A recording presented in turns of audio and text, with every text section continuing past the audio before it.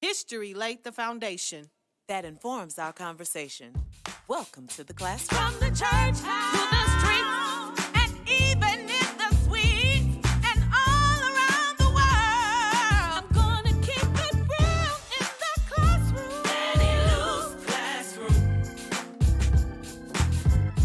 Fannie Lou's classroom. Fannie Lou's classroom. Good afternoon and welcome to Fannie Lou's Classroom. We're excited that you have joined us again on this Thursday. As always, make sure you share this with everyone. Like us on Instagram, on our Facebook page, Fannie Lou's Classroom. You can find that group on Facebook, as well as subscribe and like us on YouTube and spread the word about Fannie Lou's Classroom. And as always, we want to shout out our all-female engineering and production crew, Roche, Brooke, Cheryl, and Shanika. We're so excited that they are still in the building and making this thing work. So we appreciate all of the work that goes into Fannie Lou's Classroom.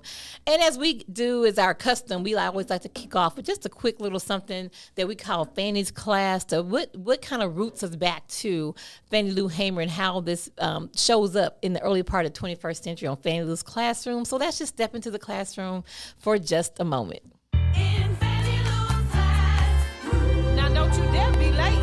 We need retention, not detention.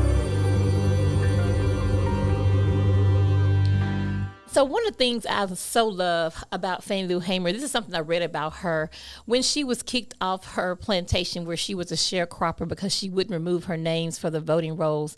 A statement she made was that I started working for Christ when I got kicked off of the plantation. And that's because she realized there was no separation from the body and the soul. For her, God cared about not only our conversion and instruction on how to live, but God also cared about, in the words of Dr. Marla Frederick, about our lives between Sundays. And so for the past 2 months, we have done what we can to make sure we brought issues to you, issues that are important to community, issues that are important in the upcoming midterm election in November. And so we encourage you to go back and look at previous episodes. We dealt with housing. Housing is a major issue, not just in Texas or in Dallas, but across this nation, where rents are unaffordable, mortgages are just not attainable for a lot of people, and it has increased homeless populations of entire families in many of our communities. So we dealt with housing. The economy is something that people are really, are nervous about, have tension around, and we made sure we brought in an economist, Dr. Green, who did a phenomenal job to lay out what does it mean for us as citizens to look for a just economy that pays a living wage, that attends to all the things that make our budget stretch, such as child care for families. And then, we also talked about the cash bail system, because for a lot of our families and people that we know in community, cash bail system weaponizes poverty, so that when you're not able to afford cash to get out of bail while you're waiting to go to trial, you languish in jail. And so that was something we talked about with Brother Walters. And then we had a 2-part series on healthcare disparities where we had our very own Cheryl Preload and Dr. McCormick came in, and we talked about healthcare disparity, lack of access and affordability, but we also dealt with the lack of really attention to Black women's healthcare in the way of maternal mortality rates here in the state of Texas and around the country. And then, of course, another big issue that's important in Texas that impacts the rest of the country is education. So we're talking about this new curriculum that the State Board of Education is looking to put into place that will last for the next 10 years, that will go into our textbooks. And that impacts not just Texas, but the nation, because Texas is the largest purchaser of textbooks. So whatever we put in books and purchase, it follows with the rest of the nation. So we talked about the education curriculum as it relates to Juneteenth. We had our very own DFW historian, Dr. Ed Gray, with us. And then we had a conversation around environmental justice and the ways in which it doesn't matter if we get everything else in place if we don't have fresh air and clean water. And we talked about, racist zoning policies here in the city of Dallas and how that impacts the health of people in Black, brown, and poor communities.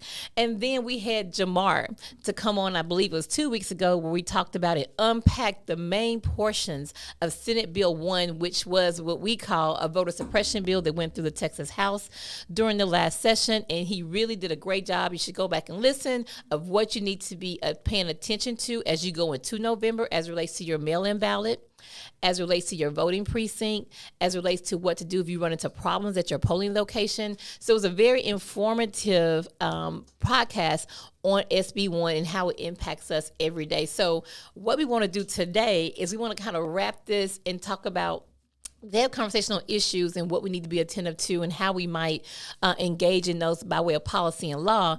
And so what we want to do today is now talk about what is the political landscape in this country? What should we really be paying attention to? But not only that, how do we also give a lot of attention to and what strategies can we use and how do we engage the next generation who will indeed shape the U.S. electorate and the political landscape more so than older generations that I belong to and some of us in this room belong to, but I won't call any names and call anybody out by age. But it's so important for us to really give attention to that. So I'm super duper excited about our guest on the day because he is more well than equipped to talk about, politics, faith, and the next generation, how we might engage them. And so we want to welcome, and I'm going to read his bio. Oh, man. But we're going to read a quick bio, but then we have a full bio that you can click on as always in our link. And I want to introduce to you, and for some, introduce others, present, and for others, just to reacquaint you with our very own pastor of youth and young adults and collegiate ministries, Reverend Dr. David Malcolm McGruder. Welcome. Wow, thank you. Dr. McGruder. No, thank you, Pastor Ayers, for the invitation, and the Justice Ministry for the stalwart work that y'all are doing. Fannie Lou's classroom is off the chain. I'm a student. I'm signed up. I'm enrolled. I did my homework a little bit, so okay. I'm ready. Yeah. Thank y'all for having me. So, yes, absolutely. So let me read a little bit about now, you. You don't have to do that. You don't have to read my bio. I don't have to, but I'm going to. Okay. Because it's important that everybody know who you be. All right. Right? I'll sit through this. Yeah. Do the guest preacher look. Right. I'm ready. So the Reverend Dr. David Malcolm McGruder is a minister, educator, and organizer hailing from Kansas City, Kansas. You hear that, Cheryl? Kansas City, Kansas. Yeah. His ministry, professional, and community service experience includes an array of work from Brisbane Institute of Political Science and Martin Luther King Jr. International Chapel at Morehouse College. We have a Morehouse man Indeed. In the room, so y'all know what time it is. And so also, in addition to Morehouse, he also served at the Office of U.S. Senators Jerry Moran and Pat Roberts. This is going to make for good conversation a little later on. He is also a graduate of Morehouse College in Atlanta, Georgia, where he earned his BA in political science and philosophy, a Master's of Divinity at Princeton Theological Seminary, and he is, I guess we can still say recent? Yeah. Recent graduate. Earned doctorate degree from Wilson College, Cambridge. Yeah. Wilson College. And as Pat said, not Cambridge, Texas, but Cambridge in the United Kingdom. Indeed. And I believe you received that in history, religion, and international relations. Yes, ma'am. That's major. He's had several published works. Oh, I need to hear more about your published works. Yes. With his broader interest and research interest in postmodern theology, political philosophy, and Africana studies. We have a Renaissance man with us on today. And as I mentioned, he serves as our pastor of youth and collegiate ministries here at Friendship West. So, Dr. McGruder, let's just jump right into this conversation. So I want to start, maybe we can just kind of talk about the tone, tenor, and political landscape we find ourselves in. Right. So let me lean into something I watched on CNN. I think you may have seen some of this this past Sunday called Deep Pockets in Texas. Right. Right. And I think, let me back up. Oftentimes when we think about politics, when we think about how politics are shaped, and we think about extreme right, super conservative, we go to the deep south, right? It is these southern states are really trying to hold fast to like this way of being in this power structure that continues to be upheld by white privilege and white terror, right? And all the time we think Arkansas, Alabama, Georgia, Mississippi, Florida, et cetera. Texas, somehow what people don't think about when they think Bible Belt in the South, it doesn't always fit into, and I tell people, no. Texas is the buckle The Bible Belt. of the Bible Belt. Correct. Right. Correct. And they've always had this theological defense system that sanctioned enslavement. That's right. You know, post construction, Yep. Jim Crow segregation, and even currently, right, we call Jim Crow 2.0, right? Yeah. Just different iterations of that.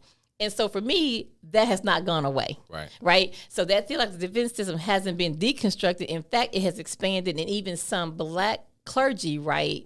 Also embody and have that deeply embedded in their congregations. Without question. Which then makes them say, we don't talk about politics in church. There's a separation of church and state, et cetera. And we buy into that. So then when we run up on a justice-oriented ministry, like a French was, right, we're heretic. That's right. Right. And so when you watch Deep Pockets in Texas, 2 oil tycoons, Ferris Wilkes, and I believe it's Tim Dunn. Yeah. Because Texas is only one of 10 states that don't have any limit on contribution that you can. Right, you give as much as you want. Yeah. So they're buying, right? They give so much money to these elected officials. So that's one area. But more importantly, in Deep Pockets in Texas, the pastors they interview. And one of the pastors said, separation of church and state means that the state should not interfere with the church, but the church absolutely should influence, impact, and shape politics in this country, in the state of Texas. Right. So talk to us about how do we get people to see that what I would say the double, kind of the divided mind, right? Right.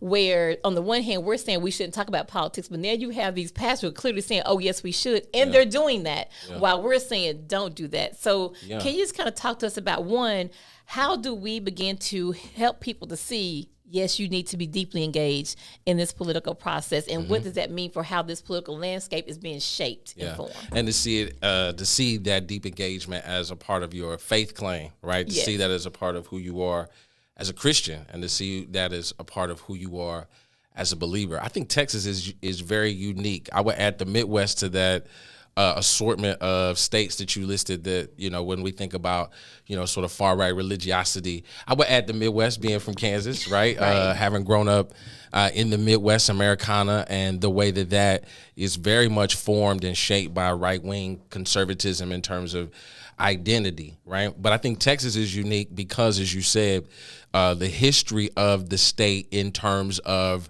resisting emancipation, essentially, right? Like that Juneteenth piece is really deep, right? When you understand the history of Texas, that Juneteenth piece is really deep.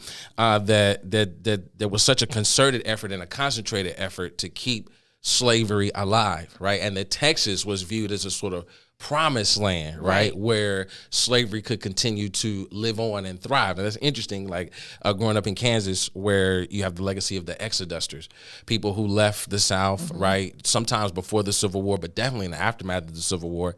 And in their imagination, places like Arkansas and Kansas were imagined as these like places of liberation, right? Lands overflowing with milk and honey. But the contrast to that was a place like Texas, where they legitimately held on for, you know, several years beyond the Emancipation Proclamation, held on to people and insisted that enslavement would last, that it would continue. And Texas is a sort of a monument to that ideology. In a number of ways, it's a monument to that ideology. In terms of how it plays out for Black people, it's interesting, at least in my estimation, having, grown up in Kansas and really been blessed to live across the country. Sometimes I have to sit and think about that. But Texas, to me, is unique, having lived other places, because there's, and I get in trouble when I say this, but I think it's true. There's very much the plantation politics that still very much is alive and in Texas. And it's rooted in the fact that when the word of emancipation came, the folks in Texas was like, no, y'all not going, y'all think y'all free. Yeah, that ain't how that's going to go. We're going to get another 3 years of free labor. And so there is a sense in which the plantation and the politics of the plantation are still very much alive in our imaginations, and in particular in our theological imaginations. Pastor Haynes talks about that slave Bible all the time, and that's so real, so significant, that there was, an attempt, right, to keep black people enslaved, to keep Black people contented in their condition of enslavement, and to use scripture and theology as a way to ensure that contentment. There's something very deep and diabolical about that. And I think at the same time, we're in a unique moment where neoliberal sort of the neoliberal political order is falling apart. The economy is falling apart, and there is this return to tradition. And that tends to happen in the wake of collapse, right? This return to tradition, as the civilization is falling apart, a return to tradition and a return to a sort of violent, virulent embrace of the tradition, right? In ways that I think are very insidious, and in ways that I don't think we've really begun to see and understand, right? Their far-reaching implications.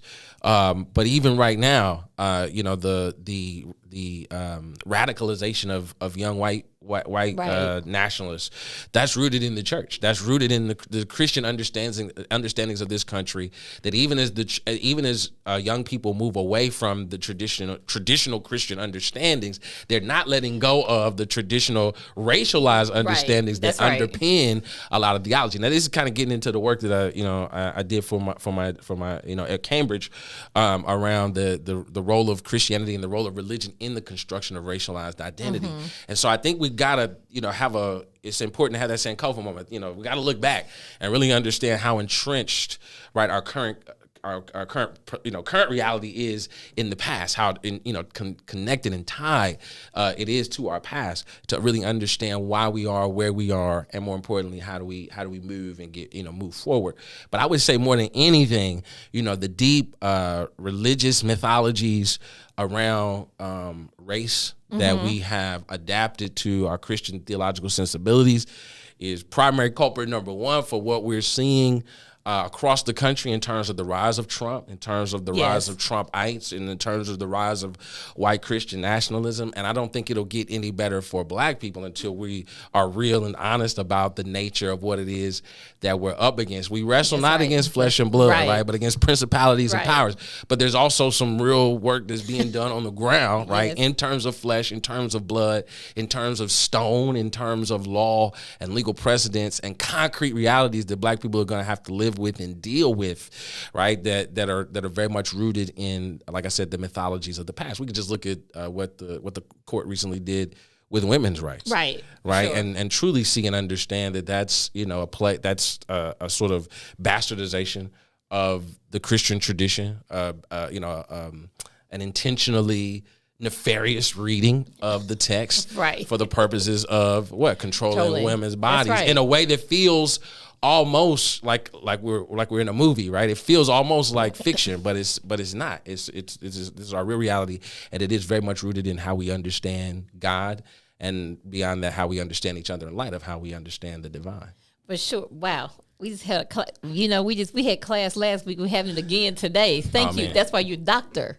David Malcolm McGruder. But one of the things that you touched on that I think is so, and let me do this point. I want to get to another point that's important. We say we fall back on tradition. Yeah. Right? So we all have different traditions that we fall back on. But for Black people in particular, I think even in terms of what it means, Sankofa moment, how do we return back and, for me, reclaim Christianity as it existed across the span of the African continent prior to any kind of interaction with Europeans, right? Yeah. And so I feel oftentimes we even resist that, right? It's almost, right? And in Texas. Oh, yeah. Don't talk about Black Jesus to some people. It's really it's a fight that's being waged on two fronts for Black people, and I think was it James Baldwin said to be Black and conscious is to be in America is to be in a constant state of rage. I think that's true on both sides of the spectrum. Then we get ready to lay out for you. On one hand, we have religious right-wing extremism that tells us that the Bible belongs to white folks. Right. On the other side, you got Black sort of what I call barbershop armchair theologies that tell us also that the Bible belongs to white folks. And in both instances, right, there's a lack of historicism, right? There's a lack of sort of, I can speak in our community, a lack of historical literacy, right? Let's just call it what it is, right? That continues to kind of undermine the true history, right, of Christianity on the continent, because we've got the Nation of Islam telling us that the Bible is the white man's religion. We got the Black Hebrew Israelites telling us that it's our Bible. We're not practicing it the right way. You got all these kinds of sort of historicisms and historicizing that's going on both sides of the spectrum. And if you're Black and relatively conscious, you're there stuck in that state of rage, right? Because nobody's really rightly dividing Right. Or taking the time to sort of rightly divide, as we might say. Right. The word of truth and our history, our real history, Exactly. right? Because I often think about the Mali Empire. And I talked about this with somebody the other day and how vast it was, but you had a whole section of the kingdom that was fully Christian. I mean, even in the Congo, there's extensive, iconography that shows that. There's extensive research. I mean, it's there. Yep. And why we resist that, well, that's another podcast, why we resist. Right. Why we resist really reclaiming what it means to be African, because some of us don't want to be African, let alone Black. Right. But that's another, And I don't think a lot of us really want the burden, though, too, of Christianity. I don't think we want that burden. I'm thinking now, kind of as we're talking about young people, right, and young adults. I think there's also, the religious faith place a significant burden on us, right, to rise above our selfishness, to rise above our greed, to rise above our kind of, where we find ourselves locally. And that stands, in contradistinction to kind of what late capitalism tells us to do. Think about yourself, worry about your own. And so, I think there's also this significant pull on us to, at least for the millennial generation, right, to evade faith. There's an attempt to evade faith. There's an attempt to evade religion. And you really can't do it, right? You go to yoga, you're going to practice yoga religiously. You go to your African spiritual traditions, you're going to practice those religiously, right? And so I think all of this is, thinking about young people in particular, I think all of this is compounding on young people in a particular moment, right, where we are seeing, as we've already discussed, right, the economic collapse. Yes. They're dealing with the collapse of the American social order, the collapse of the American military order in many respects. So, we need faith at a time when we're giving it up and where we're yielding it and where we are surrendering it. When in my estimation, right, this is where we need the church. We need theology the most. And we need to remind ourselves, right, thinking about Fannie Lou, of the significance of the church as an instrument of resistance. Right. And if you're so willing to give up on it because of your church hurt, if you're so willing to give up on it because of the demands that it places upon you to think beyond your sort of censorious pleasure-seeking moments, right? You also abandon the one instrument that the instrument that we have for potentially for liberation. I say this all the time. Your labor unions are gone. The other instruments that we've had to organize people and money in a quick, amount of time, those are gone. The last one that you really have, the last instrument that you have where you can organize people and you can organize money and you can organize them around a cause, you can do it in a short amount of time, is the church. But we're getting ready to yield that. We're getting ready to give that up because, for the number of reasons that we've already discussed and listed. Right. So I think there is a need for the sort of understanding historically the role of the church in liberation movements. As we talked about, we talk about SNCC all the time. We talk about the Mississippi Freedom Democratic Party, right? And these are movements that young people led, that the church supported. Right. And I think there's a formula there for us to to apply even in this moment, as we're looking at, scores and scores of issues, right? Scores and scores of existential threats, right? The formula is still the same. That if we can find ways if the church rather can find ways to get involved, to get engaged, to get in good trouble, to borrow from John Lewis, who was a young person in that time. That's right. Find ways to get in good trouble and support where that's going on, then we stand a chance. We do stand a chance. I'm sorry that we going off in a couple of areas here, but it is a rich conversation. Yeah. Well, I think that's important. Then we can do what I do when I sit in class at Carl Saturdays. I go down a rabbit hole when I log off. Right. Okay. Right. So the point is that hopefully people are hearing various things and they're making notes and they can go and research that more. But I want to go back to something that because it's so significant what you're saying about two things. One, in terms of faith, as it relates to our religious traditions, right? But also faith in that what it does mean to be African, because that's not stuck in the past. Right, because the African understanding of who God is a God that's very active, alive, always revealing, always fresh revelation on what we ought to do as we envision, a future for our younger generations, right, and how they are a part of shaping and framing that. Because I think for me, it's in how do we think about, okay, what if we talk? Well, we understand, to your point, but that's just America, right? Not just extreme capitalism, but hyper individualism. Right now, we're more consumers rather than citizens, right? So we have given a lot of that power over, right? And so I'm wondering what it means for us to return back to something like the concept of Ubuntu. If I really believe that I am because you are and you are because I am, these existential threats are not isolated. If that, you know what I mean? So it's not, oh, well, Magruder got to deal with that housing issue there, but I'm good over here. I got this good air. Right. I got a key to. So how do we? Because I think it has to go back to what it means to have abundant community. Yeah. Because I think we have a scarcity mindset, and I'm saying that part of reclaiming faith means that we have a God of abundance, a God of more than enough, and thereby let's look at these budgets at the city level, at the county level, at the state level, and then as people of faith to say these budgets are immoral. Yeah. But let me ask this: but what really can we expect from a culture that is driven by the profit motive? Right, that's entirely sort of driven by sort of capitalist interests, and essentially capitalism is informing our moral decisions. So for me, that becomes down to obviously an individual decision to say, I'm willing to give up. I don't want to say give up, that I'm willing to see beyond myself. But some of it is some of it is yielding and giving up That's to. it, yeah. And some of that's yielding and giving up to, I need this right now. I want to get this right now. I'm going to hoard this, or I'm going to consume this up and against. Maybe I give $5 to this organization who's going to do some research and think tank to produce data and interpret that from my lens, my angle, to create policy and law that's more beneficial for my community. Yeah. So some of it is yielding and giving up, but I think that, and I think this is where the church should focus, right? I think it's how do we model what it means to be abundant community? How do we model what it means to be just? Absolutely. Do we have, just to your point, church hurt, other reasons why maybe people do or do not go to church? How are we structured to be just? Yeah. Are we what we want to see in the world? Our values. We're talking about values. It's really what we're talking about, right? And if your values are things, then you're going to value things over people. Right. But, part of what we're talking about, going back to the conversation around Deep in the Pockets of Texas is we're talking about a culture and a society where we value things over people. And so that means a couple of things happen. Number one, it becomes easy to turn people into things or think about people as things. That's right. And then it becomes then easy to purchase your lawmakers, your legislators, your Congress, because it's just like buying anything else. So it's a broad. That's right. What we're experiencing is this kind of broad.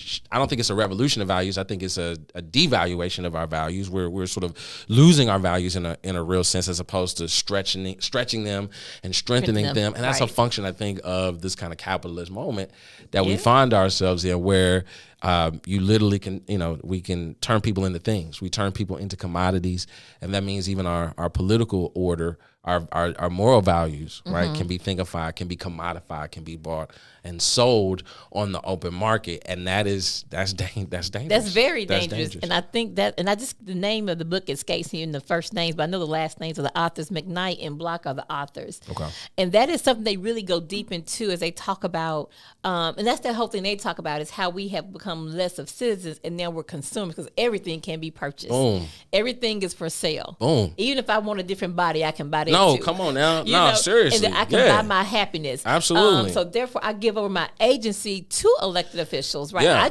I'm going about trying to consume. And let's deal with this. I'm going to push, because you're onto something, right? Let's think about how Trump manifested into the public consciousness. Right. People voted for Trump because he was a millionaire. Right, and the assumption was, he's got money, so that must make him he's a business-minded man. He can run this economy. He can really get this country back on track. The idea, the fact that he clearly he doesn't share our values from a constitutional standpoint, biblical standpoint, moral standpoint. You pick your standpoint. Trump ain't there. It ain't about you. It's not about the Constitution. It ain't about the Bible. It's about him. But he is very much emblematic of who the country is. That's right. He is very much emblematic of where the country is in terms of as we're discussing discussing our values right. and what we regard as valuable. So she was talking about that. I thought about, the people who said, who hadn't voted, never voted before, but who were energized to come out and vote because Donald Trump was running. And their reasoning was, he's a millionaire, he has money, so therefore he must know what he's talking about, or he has the answer because he has money. Right. So what does that say about who we are and where we are in terms right. of our, again, values, where we make decisions, right, on our values, but those values are monetary, dollar, cents. That's right. A bunch of papers with dead hypocrites on them. That's, Right. Somebody, I can't remember saying, but a bunch of money with, a bunch of paper with some dead hypocrites on it. Right. And that is what determines our value and what we see and what we regard as valuable, worthy, and worthwhile. Right, without even giving any thought to who the man really is. And he has a track record where you could barely Google the man and see where he stands and how he thinks.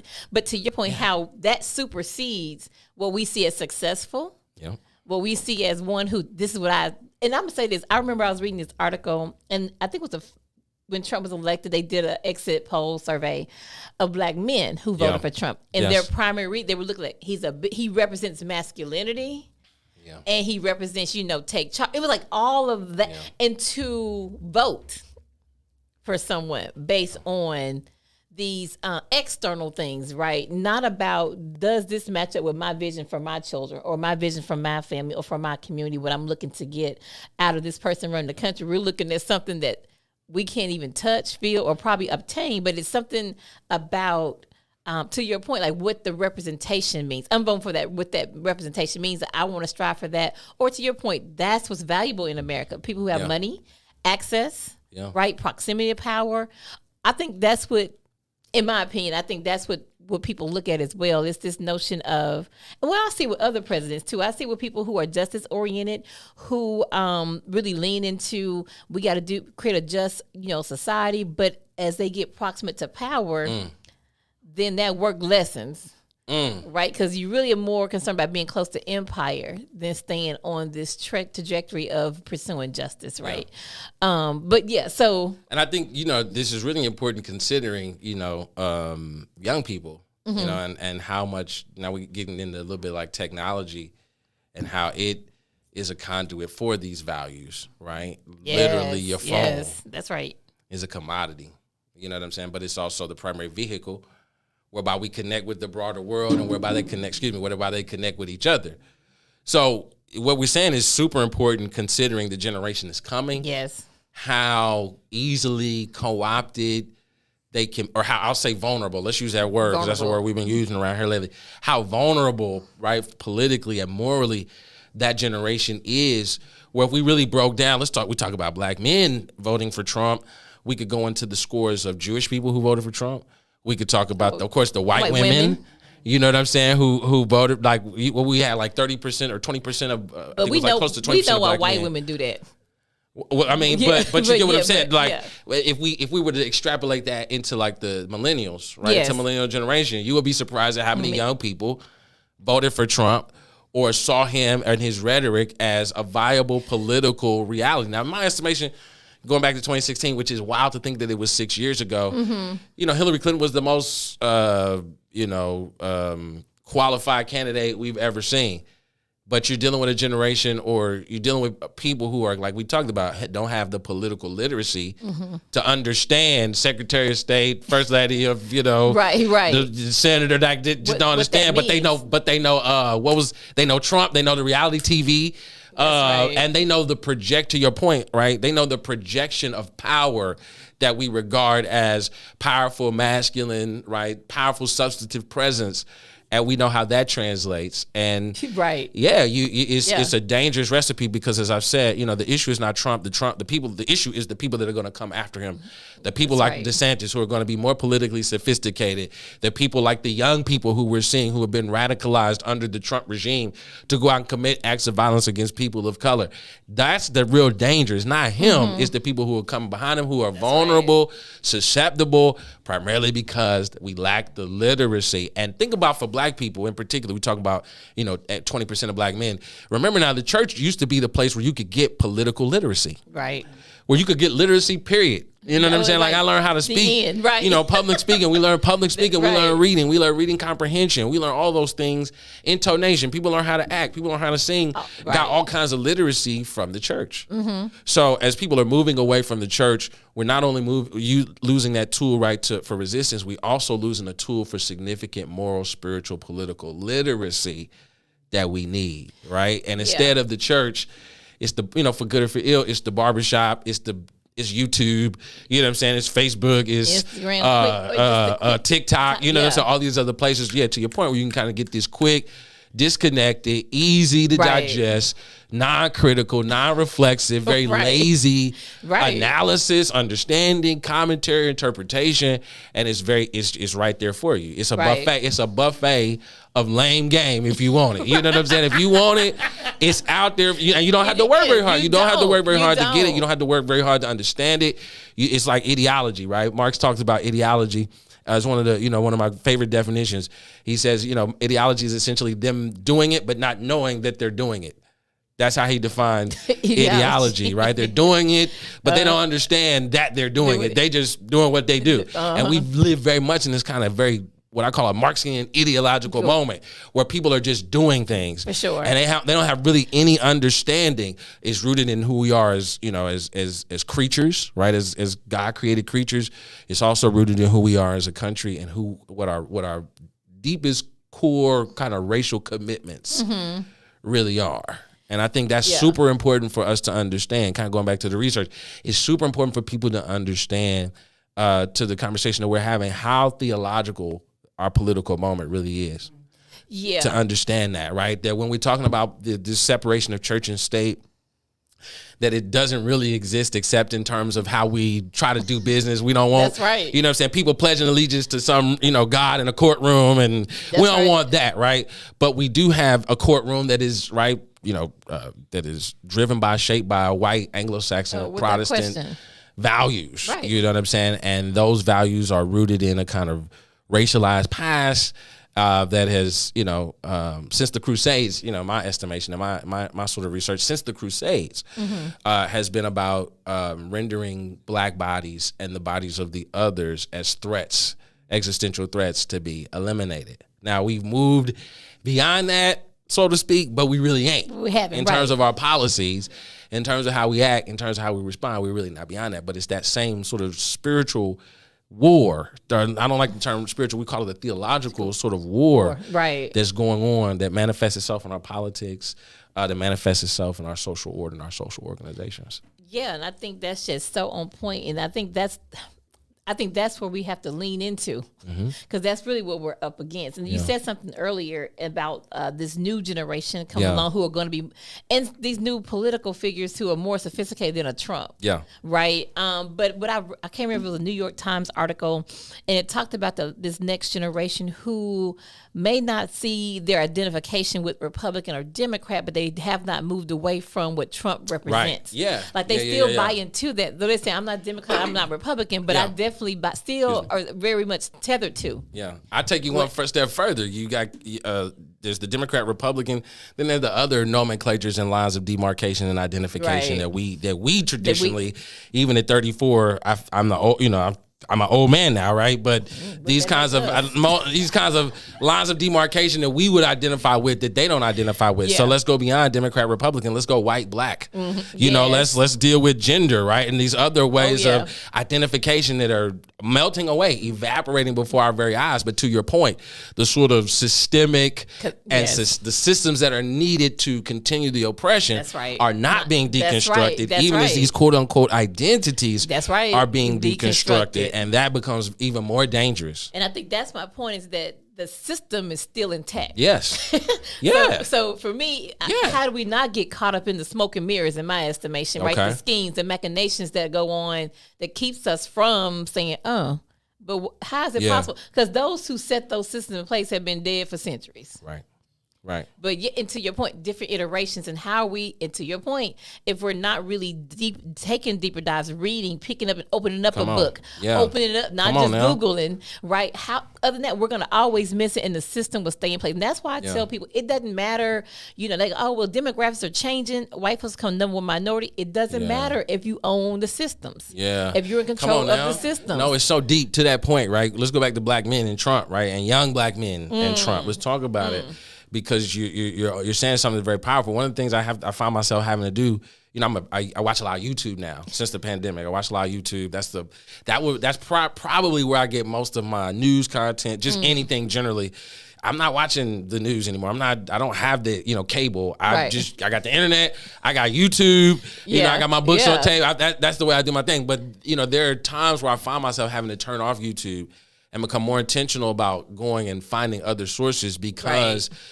Those places and spaces have become echo chambers of very much of what you're talking about, where essentially you have black men who, like we've been talking about, they don't, and I'm talking about young people, in the 30s and on down, right? Who, don't, like we've been talking about, don't have necessarily the political sophistication, don't have necessarily the political literacy, but they have the internet.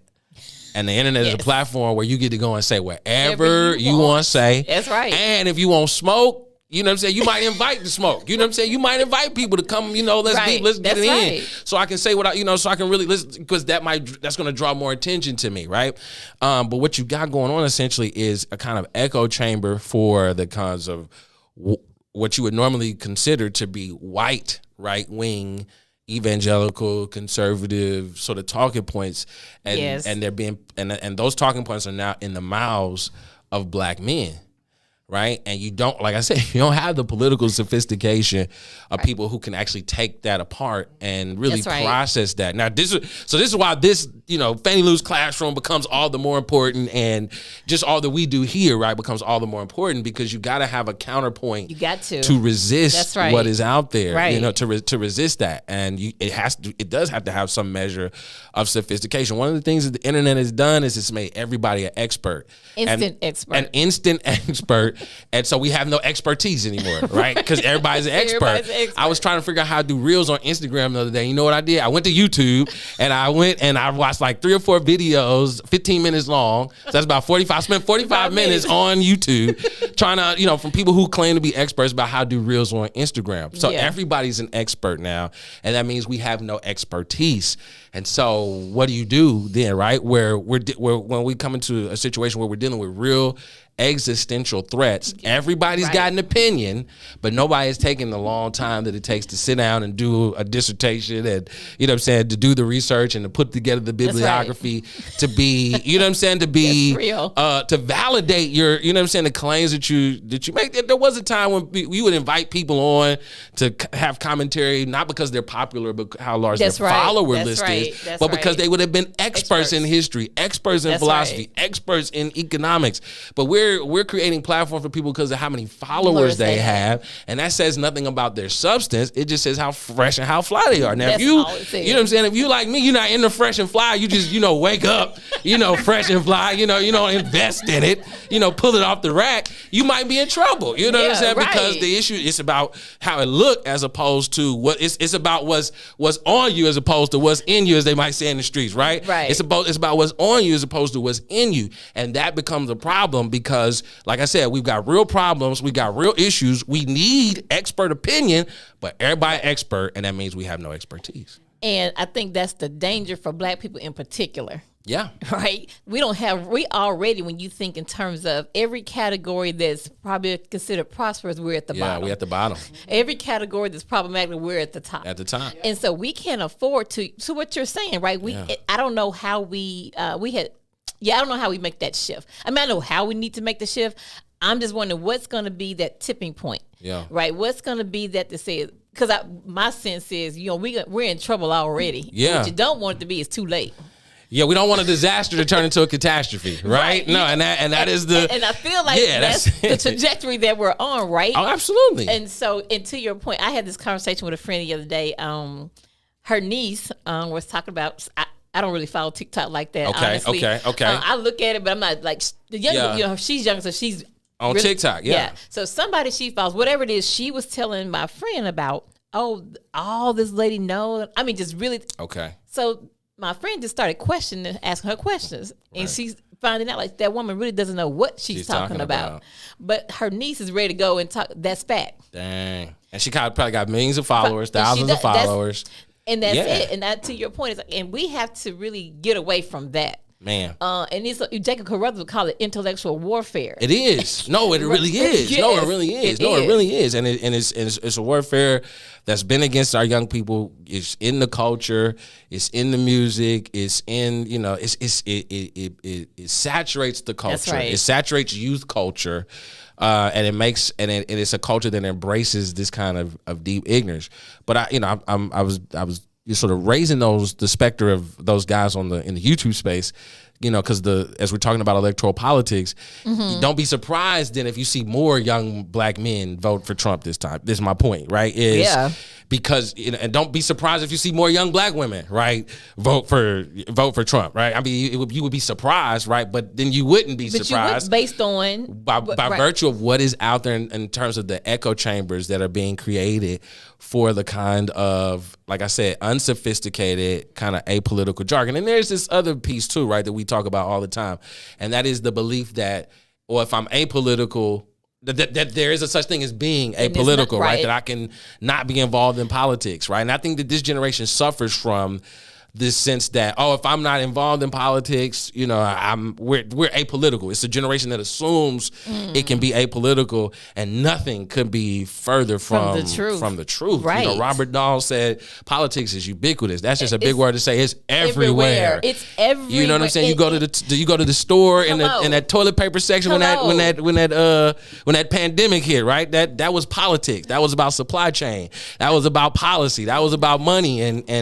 investments. And a whole bunch of stuff that relates to power. And then I think this is really what we're talking about too, right? We are. That's exactly what we're talking about. Black people have to, young black people in particular, we're talking about all these literacies, we have to become literate in power.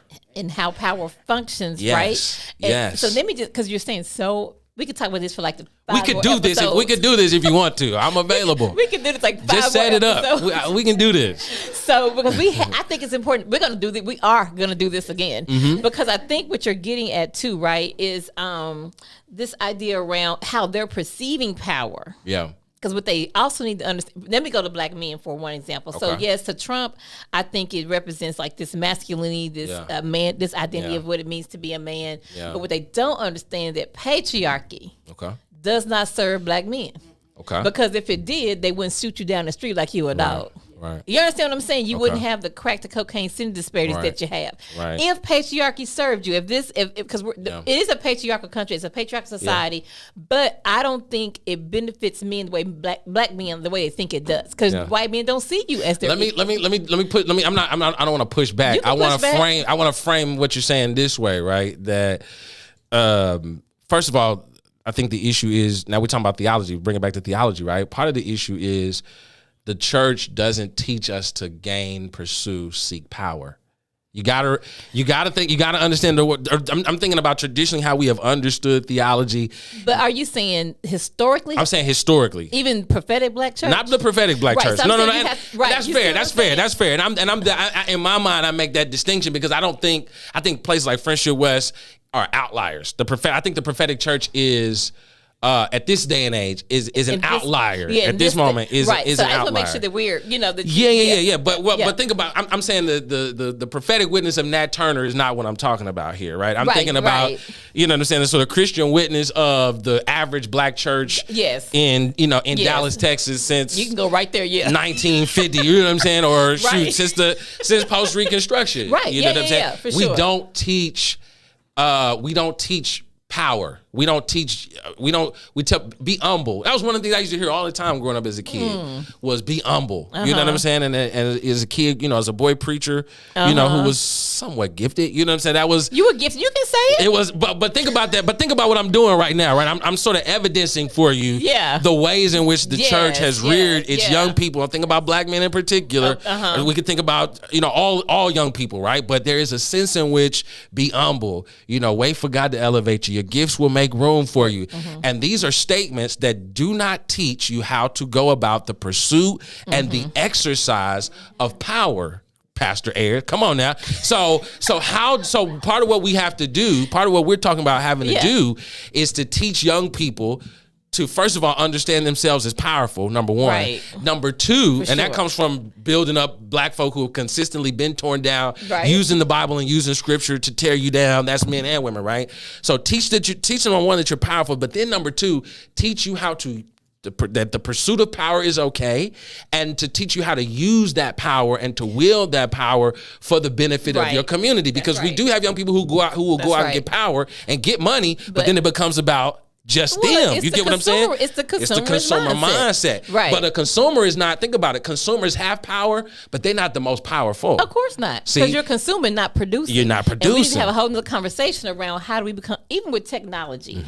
I mean, without question, I think young people are probably, I mean, when it comes to technology, I mean, when I need somebody, I turn to the young people, my family. Yes. To teach me and tell me what's new. But then I get them, I want them to think about, now you use it well, you understand it well. Yeah. But how do you think about becoming a producer? Come on. How do you build jobs? How do you think about how you make money? Cryptocurrency, where you literally can make money out of thin air. You know, so how do we, and you understand what I'm saying about what, and to your point, what does power really mean? And of course, you know, as organized and mobilized, it's various forms of power that we talk about, right? Right. But it is this idea of we say we're powerful, but what does that really mean, and what does it look like in real time? No, that's kind of what I'm getting at. DA is yes. I don't know many churches. You know what I'm saying? I think I Christian agree. West is an outlier. I don't know many churches. I agree. That teach young people or to teach people, period, how to exercise power. Now, you know, the justice, first of all, the idea that the church would have a justice ministry is just miles ahead of the game, right? Already doing, you know, we miles ahead of the game.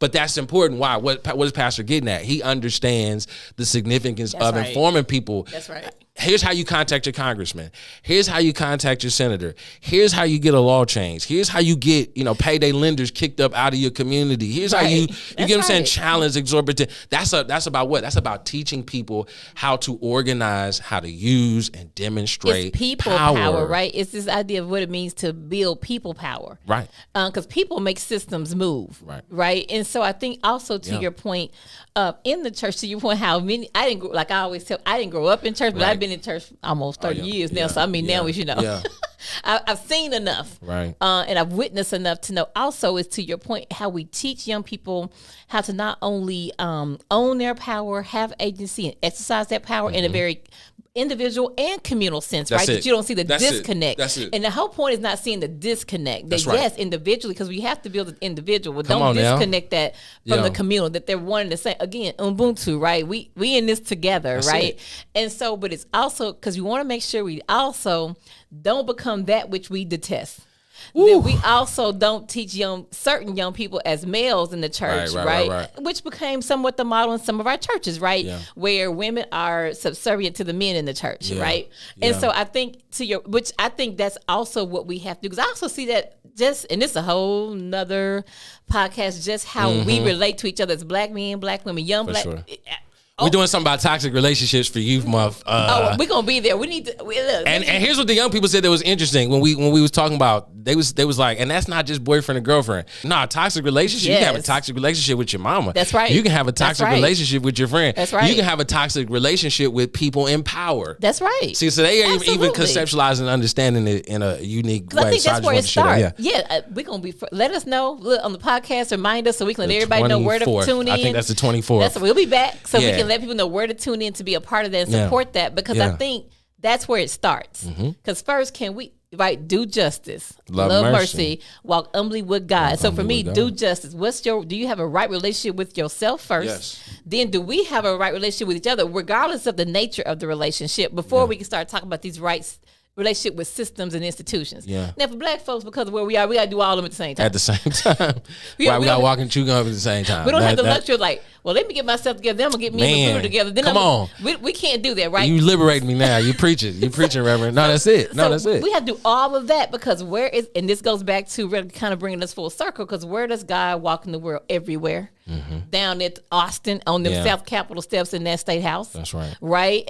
Where it's at the border, right? And so I think that's why I think the next generation is so critical and so important. Because one thing about the next generation that's going to shape this electorate, and I'm talking about Gen Z, right? Yeah.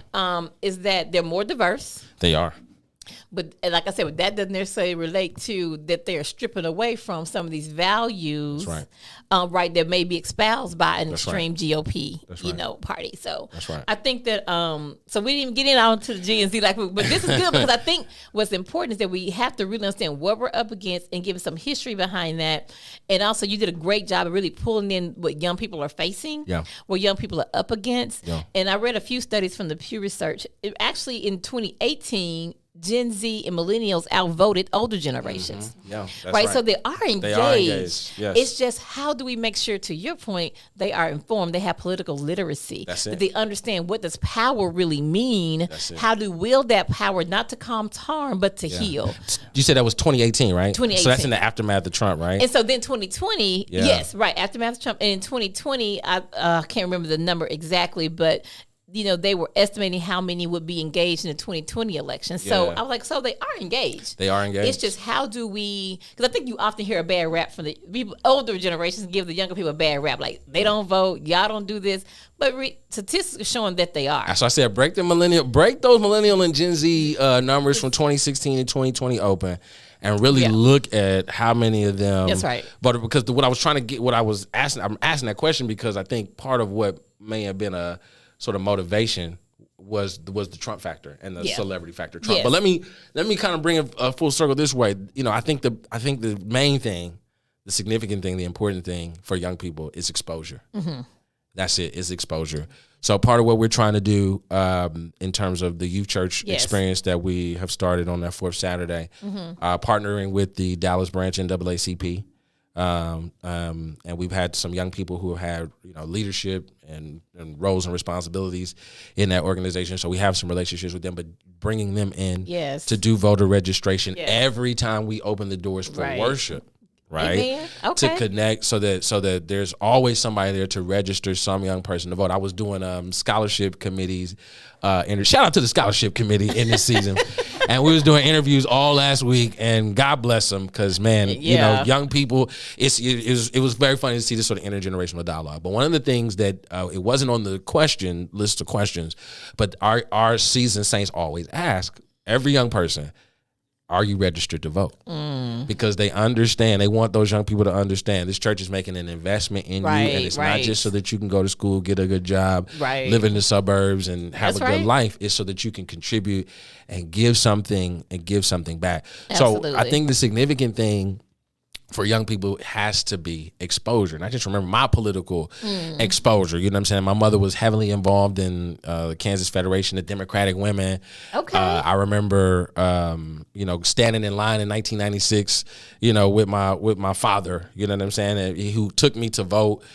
Because my mother he took me to vote, and that summer my mother had gone to the Democratic convention, and then in 2000, right, she came back with the Gore Lieberman posters and signs. So I had exposure. Yeah. I had exposure. That's right. 96 was Bill Clinton of Arkansas and Bob Dole of Kansas. You know what I'm saying? And that was my first. That was my first sort of exposure to politics, and that made all the difference. That made all the difference in the world. So I think the main thing is exposing young people, exposing them to the political process. Let's not assume that they're stupid.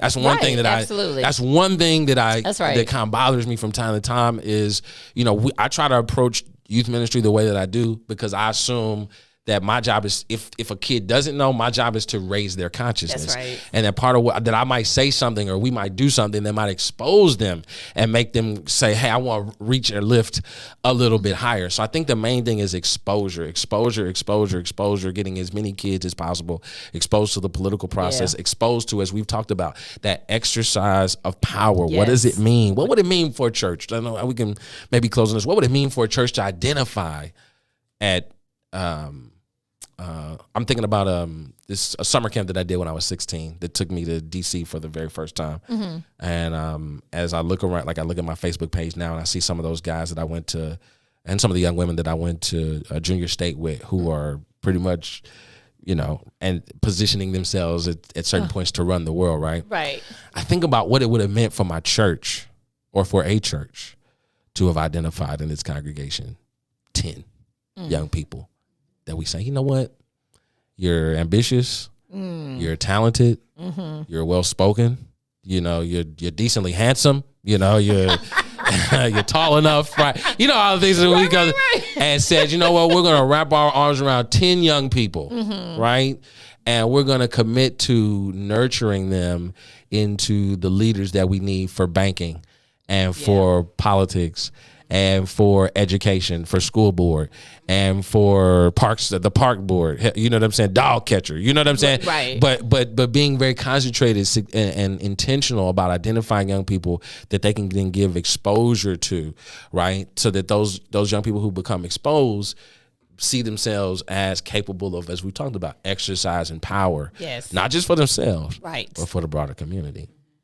Well, that is a good note to end on. We want to thank the Reverend Dr. David Malcolm McGruder for being in Fannie Lou's classroom today. This is a very robust and rich conversation that we will you'll be back. We got lots more to talk about. So listen, make sure you like, subscribe, share Fannie Lou's Classroom's YouTube channel. Make sure you like us on Instagram and on Facebook. And as always, you can meet us right here every Thursday, 12 o'clock Central Time in Fannie Lou's Classroom. From the church house.